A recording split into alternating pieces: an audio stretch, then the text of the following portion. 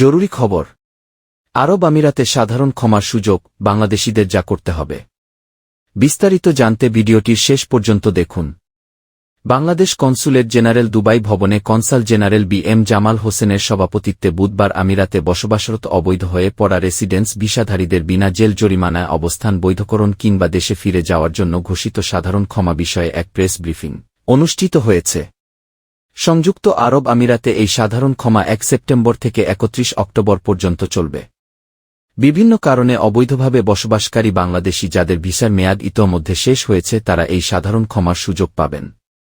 সাধারণ ক্ষমার সেবা পেতে দুবাইয়ের ভিসাধারীদের আলাবির ইমিগ্রেশনে এবং অন্যান্য আমিরাতের ভিসাধারীদের সংশ্লিষ্ট প্রদেশের ইমিগ্রেশনে যেতে হবে এবং সংশ্লিষ্ট ইমিগ্রেশনের নির্দেশনা অনুযায়ী তাদেরকে ইউএই সরকার অনুমোদিত টাইপিং তাশহিল আমের সেন্টারে যেতে হবে।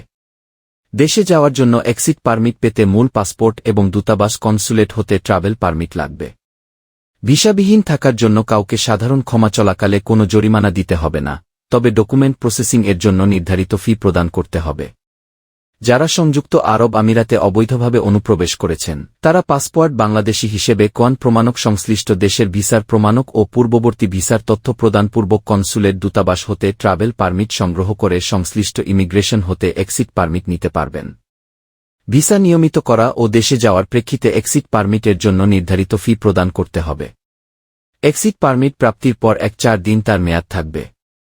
এতে জানানো হয় সংশ্লিষ্ট ইমিগ্রেশনে বায়োমেট্রিক্স স্ক্যান করার পর এক্সিট পারমিট ইস্যু করা হবে।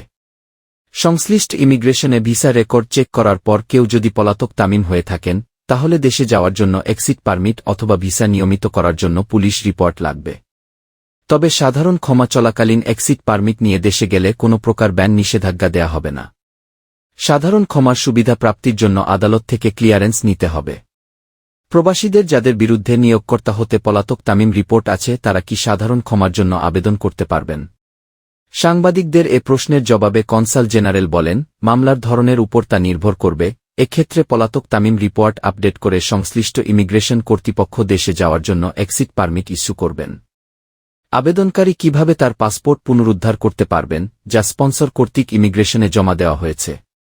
এ বিষয়ে তিনি জানান, সংশ্লিষ্ট ইমিগ্রেশনে যোগাযোগ করা হলে যথাযথ প্রক্রিয়ায় আবেদনকারীকে ইমিগ্রেশন কর্তৃপক্ষ পাসপোর্ট হস্তান্তর করবে।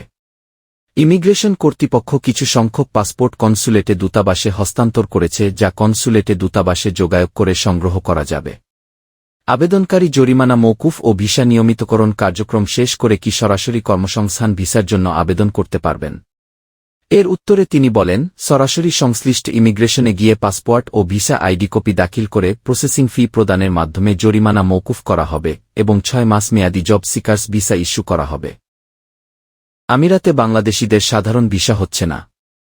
এক্ষেত্রে সাধারণ ক্ষমার সুযোগ প্রত্যাশীদের জন্য কি করণীয় সম্পর্কে কনসাল জেনারেল বলেন, সাধারণ ক্ষমা চলাকালীন সাময়িকভাবে নতুন ভিসা প্রদান বন্ধ থাকবে।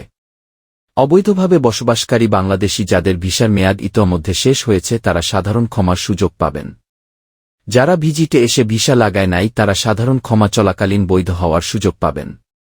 অবৈধপথে যারা আমিরাতে প্রবেশ করেছে তারা পাসপোর্ট বাংলাদেশি হিসেবে কোন প্রমাণক সংশ্লিষ্ট দেশের ভিসার প্রমাণক ও পূর্ববর্তী ভিসার তথ্য প্রদানপূর্বক কনসুলেট দূতাবাস হতে ট্রাভেল পারমিট সংগ্রহ করে সংশ্লিষ্ট ইমিগ্রেশনে হতে এক্সিট পারমিট নিতে পারবেন। প্রেস ব্রিফিং ইউএইতে কর্মরত বিভিন্ন প্রিন্ট ও ইলেকট্রনিক মিডিয়ার সাংবাদিক প্রতিনিধিরা, কনসুলেটের প্রথম সচিব প্রেস মোহাম্মদ আরিফুর রহমান, প্রথম সচিব শেখ ফয়সাল আহমেদ ও কনসুলেট কর্মকর্তারা উপস্থিত ছিলেন।